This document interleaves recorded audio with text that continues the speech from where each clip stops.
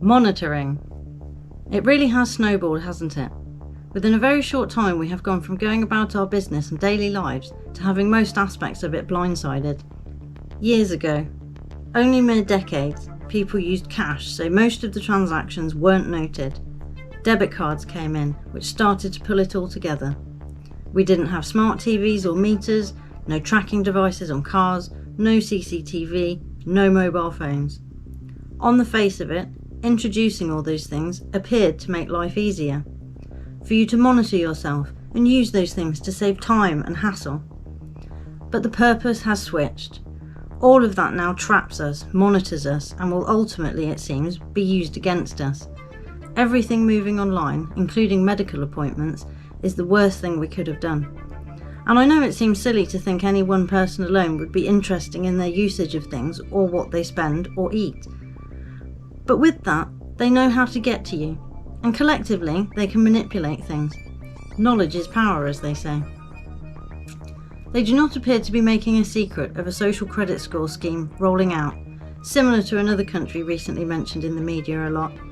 But let's be honest, we have a class system in this country going back centuries, which used to be your social credit score. Then we introduced credit cards and a credit rating. Sounds like a credit system to me. And we blithely accepted that one without question, keen to earn points by being in debt and jumping through financial hoops to be good enough to lend money to so you can take part in society. What seems to be coming is a levelled up version of that, but the way it is being intermingled with the current agenda, I have suspicions of how intrusive it will end up being. My piece on cash and the incoming cashless society touched upon this, but I will go further and piece together what I see. The rollout of Fitbit and Apple Watches to monitor your heartbeat and vitals. Exercise bikes in the home fitted up to a central system that knows you are exercising. Smart fridges that can be controlled by something somewhere. Points and incentives already for shopping where they encourage you to. Sounds like a credit system and monitoring to me, but we invited it, signed up to it, and didn't notice when they changed the rules. I don't have any of the above because of where I see it going. When I say we, I talk of the collective. They are already talking of incentives to make you lose weight and live healthier by their standards, so let's examine what that means. In my mind, to monitor somewhere on that, you have to have them log in every morning, noon and night, fill in what they eat, they drink and what they do in a day. Sounds a bit intrusive, doesn't it? Well, how else would they know? They have proved they don't trust the public one bit to make their own decisions or run their own lives. So picture it, you wake up, sign into your app, do your exercise, eat what they say, you get your points for the day or approval rating for your transaction. Then the next day the same. But after a week or so, they decide they need to know more information. They suspect you are eating things while you are out and not reporting them, so they install a urine monitor. Every morning, noon and night you now have to give them a sample to prove you are complying. They lock your fridge once you have gone over your allotted calorie intake for the day. They restrict your card so you can't buy food while you are out. They insist it is to keep you healthy, but you end up hungry, stressed, sneaking around and unhappy. But they know better than you, right? You might think that is a far-fetched scenario, and for the sake of where we are, I genuinely hope you don't. Because is there really any difference in recent talks of making people film themselves taking harmful, inaccurate and costly tests at home to prove they are complying? It's a slippery slope and one we are already on and picking up speed at an alarming pace. When they start interfering in where you can go, who you can see and what you can say should have been the first warning. It will be followed by what you can wear, what you can eat, how much you can weigh. Because save the NHS, or whatever crisis they invent to serve their purpose. Just imagine the worst, most vindictive, controlling, hateful and unreasonable parent in the world calling all the shots in your life for the rest of your life, making the most outrageous demands, stopping you doing things you enjoy just because they like depriving you of things. Now translate that to who oversees us currently. No one should have more right over your body than you, full stop. You can try and use the selfish argument, I hear it a lot, but is it not the height of selfishness to force and coerce someone to do something because you want them to? Demanding and selfish, in fact. I want you to do something to keep me safe. I and me used there. It says more about the person demanding and the person not bending to it. Keeping someone else happy is not more important than my own safety, health and well-being. I would just ask that everyone take a good, long, hard look around them. Really see these systems for what they are, understand what they intend to do with them and how they will change things going forward. I do not wish for things to always remain the same or go back to the way they were. I'm not afraid of progress, and when it's required and logical, I think we should be an adaptive species.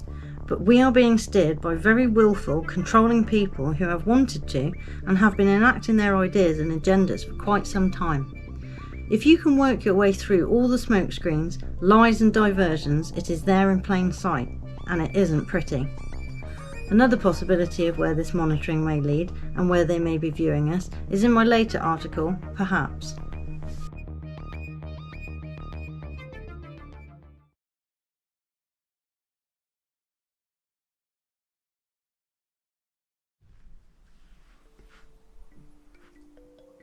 Do you want to be monitored?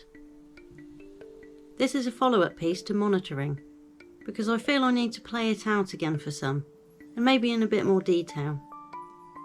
Firstly, we know they are already monitoring us. Everything we say and do online and via the telephone is logged somewhere.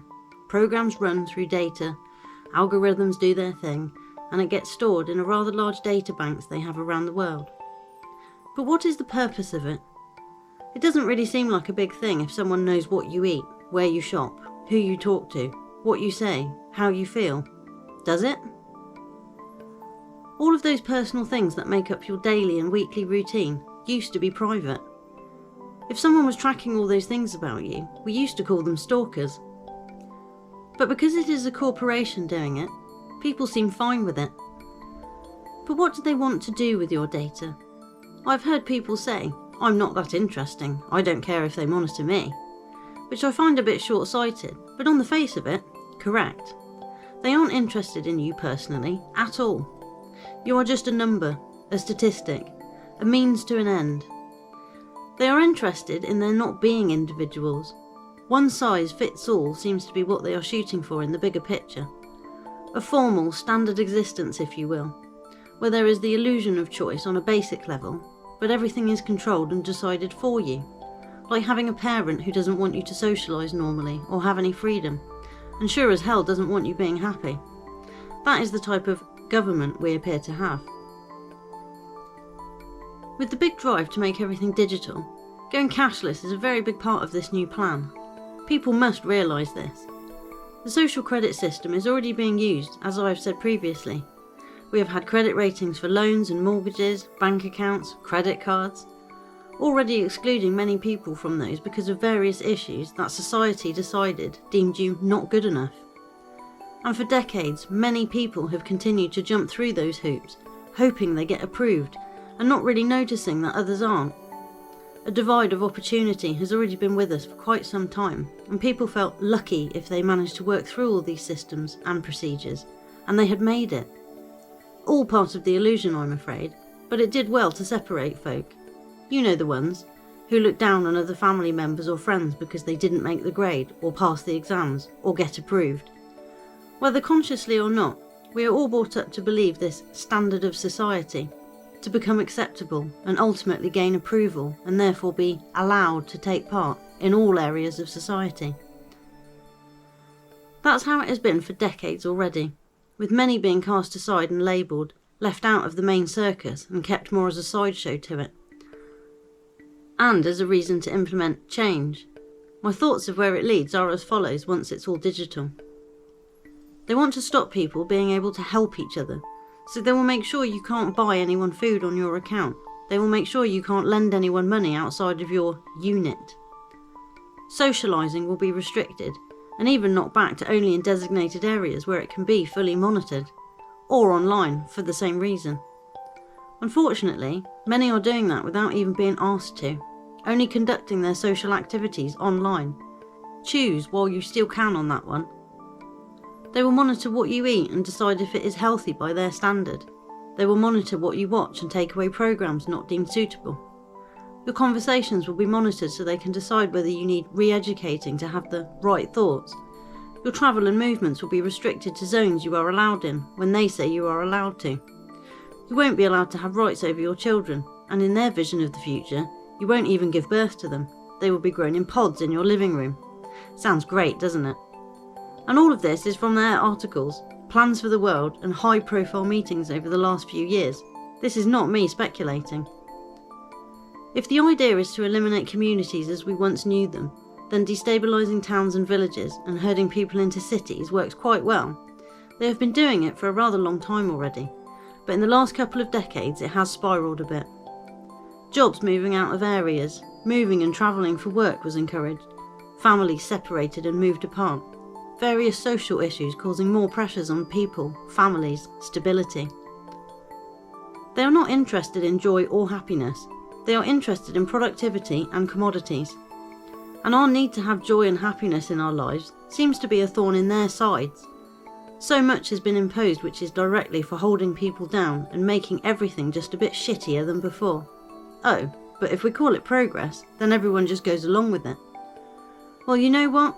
I'm sick of their version of progress, driving us all slowly into the ground and round the bend, at the whim and mercy of cold, heartless, calculated deceivers who have an ulterior motive and do not want the best for us. I find it amusing that some appear to be afraid of something because they are told to, but are not saying the ugly truth of what it is that they should be afraid of. And currently, it really does appear that it is the people in charge who are our greatest threat.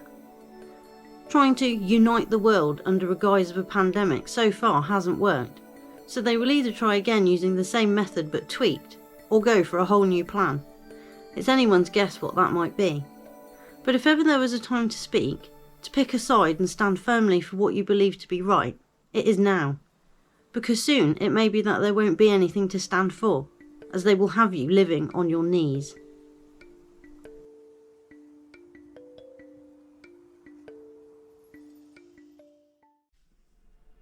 The Ministry of Monitoring. A further look at the way our digital prison is trying to encircle us. Covered already in previous articles, but as it continues, so does the observation of it. Those articles are Cash, Monitoring, Do You Want to Be Monitored, and Cash Buys Freedom. This is an updated look, seen as things are still moving along at quite a pace. New staffless shops being revealed, robots in place of people in factories, robot dogs shown marching in formation, some with weapons loaded on them. You know, all totally normal for a harmonious, ordinary functioning society. But today I've read through a few comments of the reality for some starting to hit home.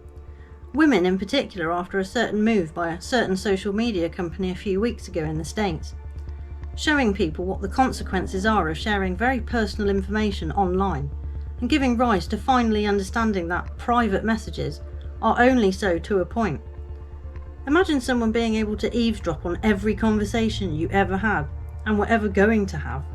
Omnipotence of a godly nature hanging over you. Many are close to it, as they share most of their lives online, publicly and privately. But when it's all online, maybe there is no difference in the two.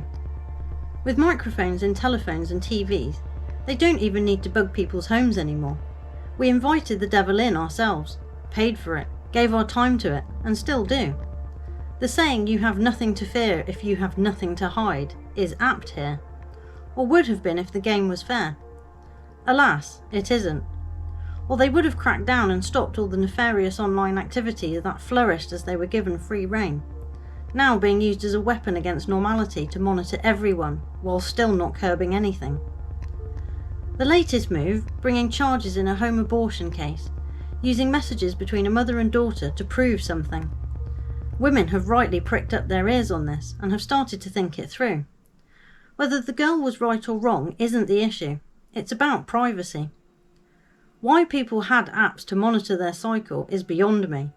I didn't even like having a calorie app for a day, for the idea that it was then recorded somewhere. By who? For what? No need. Population, pregnancy, and the future of humanity have featured in many a storyline, and I wonder sometimes if it's a heads up, speculated upon in They Tell Us. But it really does seem as though they want to know what you think, what you eat, what you feel, where you go, when you travel, where you travel, who you talk to, what you say. They have access to most of that with lots of people, freely given to them on a daily basis. And that wouldn't be an issue ordinarily. Like people said, I'm very boring, why would they want to monitor me? And that is right, and monitoring all by itself wasn't important. Yet the overall point of what it leads to was, for me. Why do they want all that info? In my mind, it would lead to being able to control those things. And here we are. Because while it wasn't so much an issue before, now it is. Because they want to decide things about you and for you, and those around you, based on that monitoring. There is also a big push and lots of restructuring going on around medicine. They want all that online too. Monitored appointments, checked and reviewed. Doctors and patients alike will feel the scrutiny. This is where the idea that they are implanting digital traces in people would come into play. They could monitor your heartbeat, circulation, location, intake of calories, etc., all from an internal sensor. They keep saying they want to integrate people with their phones, and they are already a beacon on us. Once fully integrated, we will be the data. They make no secret of that being a goal. To augment humans and machine to create something weird and seemingly not necessary. But as history and the present shows us, just because we can, does not mean we should.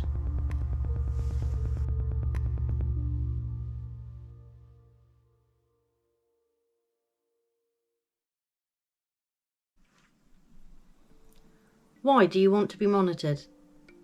It's interesting and bizarre in equal measure watching people seemingly happy and wanting to be monitored. If you've been reading my articles, then you will know there have been a few on the subject. Ministry of Monitoring covers them all. But it struck me as odd today that some, if not many, actually want it and are inviting it. So, are they in their right mind? Have they been hypnotised to say whatever they are told? Or do they genuinely believe it's a good thing? The main comment I will use to highlight this has been made recently on one of Joe Rogan's podcasts. I must confess I haven't actually ever listened to him or his interviews, and this is based on the clip provided on social media. Talking to the Rolling Stones founder, who happened to say he thought the government should be in charge of regulating the internet. Cue some very obvious objections from Joe, pointing out they are the ones who regulate everything, for their benefit. That's the brief of that. I guess if you want to see the whole thing, you can. And although the interviewee couldn't really explain why they thought it was a good idea after saying so, and sort of backtracked a bit, I'm not so sure it actually worked, pointing out how wrong it is to let one governing body have such access and control over individuals and groups of people. Even though I have given it much thought already, still may have missed a connection, I guess slightly touched upon in holding us back.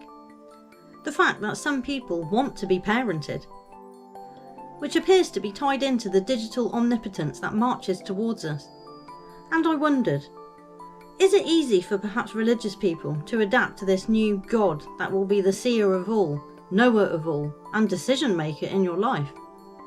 I grew up thinking it was a super mean thing to put the fear of God into people, to give children a horrific image to have in mind of burning in hell if you don't do something, or do something. But I realised what a handy tool it was, for control and power, as I'm sure many have, including the ones who wield it over people. The effect that can have, though, is an easily controlled person through fear and imagery. You may know some like it, and it isn't just religious people, it seems. Over the years, people have got used to the government being there as a helping hand, or just to guide you through society, taking money from you to, build back better. Many people seem to struggle with managing themselves, or life in general, and I can't help feeling that the ones who apparently govern us have created much of that, and capitalise on it, making everyday life so confusing, stressful, and difficult to navigate for many, that it appears we need to have someone or something to keep us all in line, convincing us that it would be pure chaos without them. But what seems to be happening now is the edges are fraying and the veil is wearing thin. They don't seem to be able to maintain their hollow shell of a society running on pure consumerism. Capitalism is dead, they declared. Consumerism is king, some decades ago now. And they want you to be hooked on whatever it is they are selling. And they are pushing what they sell, every day in more elaborate ways, through various mediums, But this time there is a new twist. You won't be the consumer anymore. You will be the product, and you will be consumed. And already are to a point. They are taking your time, thoughts, emotions, and what you are, turning us into what they want, to service their needs and desires. Ours become irrelevant. But there is another thing they might be cashing in on. People either not wanting to rock the boat, or to be people pleasers. And if you find yourself to be a combination of the two, then maybe in for a rather dull future. And what of that future? Where you will have all your choices and decisions made for you, or by way of very limited options.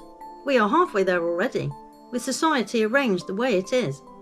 Class divides, financial divides, more and more regulations. Within that, they now want to scan your face everywhere you go, take away money and replace them with credits instead, which will be programmed to be spent on what they choose, and to expire if you don't spend it by the time they say. When it is said you will own nothing and be happy, people think mainly in material terms, and maybe that is what they are saying. But it could be that they also mean they will take a sense of ownership away of you, not just the material things, but your very desire to want it. And if you own nothing, then what does it matter if someone takes it from you? Your possessions, your thoughts and time, family, your body. Where does the sense of ownership stop being material and start being about self-responsibility? Where we have sayings for it, owning up to the truth, or owning your attitude, which is about you personally, and it may just be that sense of ownership they are after. But to get there, they need to be watching, interfering and manipulating the outcome, convincing and encouraging people to be herded into their pens. Because otherwise, without constant reinforcement of the new regime, people would start to wonder and think about the world around them, and quite possibly realise that it is all a sham. Makes me think of the bit in the X-Men film. The second one, I think, with Wolverine finding out stuff, and the other adamantium mutant, where to maintain her state of compliance and programming, a droplet of some synthetic drug is put on the back of her neck, as with Magneto in the film too. Well, maybe that is just the heavy portrayal of drugging people into compliance, which some won't recognise as they aren't having a toxic substance burned into their skin. Yet, if you sugarcoat said substance and call it something fancy and get a doctor to prescribe it, people will take it willingly if you tell them they should. It's disturbing how they have convinced so many people they are a problem, or they are dysfunctional for not being able to cope with or fit into this odd setup we call society and reality. Not really allowing the questioning of the setup, just blaming people for not fitting in or keeping up. Prevention rather than cure used to be the saying. Well, not anymore.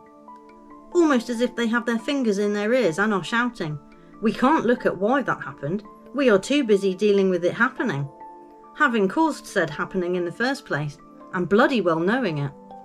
How and why they want to monitor you needs to be paramount in this. I have often heard people say that they have such a boring life, they don't really care if someone wants to look at all their purchases. And others who seem to like the idea of having a companion to encourage that diet plan or motivate you to do that daily exercise you have been meaning to do. And that is how these things start. They cash in on your weaknesses and vulnerabilities, loneliness, lack of direction, and confusion. And even the opposite can be harnessed, by appealing to people who think of themselves as strong, driven and savvy. All these conveniences, apps, incentives, rewards they put forward are all part of a bigger picture, I feel, and part of the monitoring scheme in general. But then again, maybe it's just another conspiracy.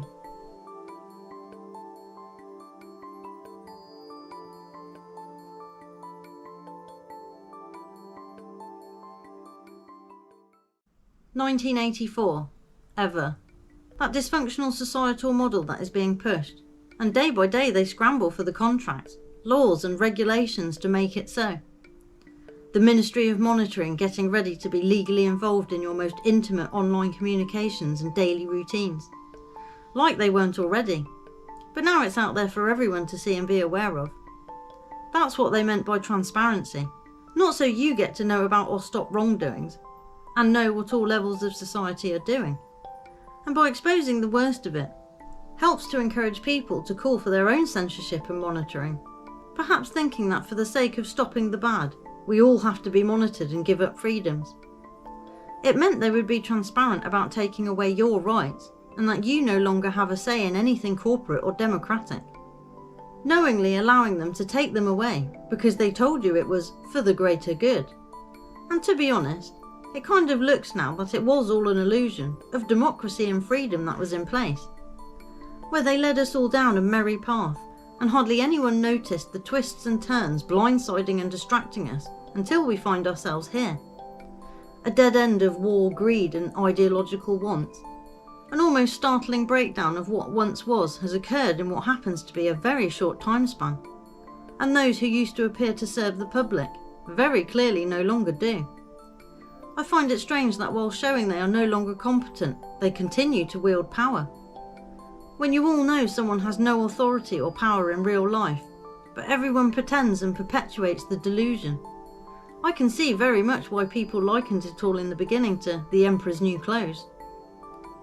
And this is why perhaps stories, fairy tales, and other sayings and metaphors stay with us through generations and centuries, to remind those who face strange, perilous, dark and unsavoury times or people, that others have been there too. In a situation of their time, of course, but the general threads of observations and realisations sometimes are not time-specific, being relatable even after hundreds of years, because the general greed of tyranny and the power-hungry enslavers is also timeless and runs seamlessly through the ages. Until now. It seems as though the seams are splitting as they try and pull it together, and the whole ugly bag is looking like it's going to collapse and disintegrate. And of course, I have already wondered how much of the entertainment and propaganda over the decades is there to help program you towards their goal in prep for disaster or clever programming. But that is a double-edged speculation, of course, because while it may be they create the mental landscape required for a certain level of acceptance, it can be used to create a hesitancy and fear against something which ultimately may be good, steering you away from the ideas of advancement because you think it means enslavement. But whatever the methods and techniques used to achieve the sleeping masses for decades, you can't deny it seemed to work. Slowly infiltrating each aspect of people's lives, being part of your life from cradle to grave, as they put it.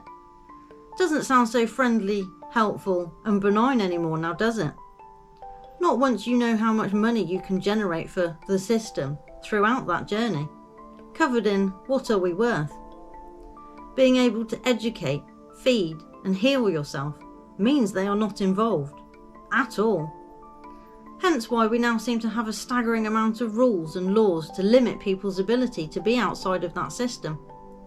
All the institutions are there to take away responsibility from you, and to then be responsible for you in whichever way they see fit. And you can see if you look around, how many people are still looking to someone or something for guidance, as they have been trained to. Even still not quite being able to fully extract themselves from thinking they are there to help. Expectations need to be updated, and quickly, because what was no longer is, and a new way is coming. It's just looking a bit precarious of what that might actually be.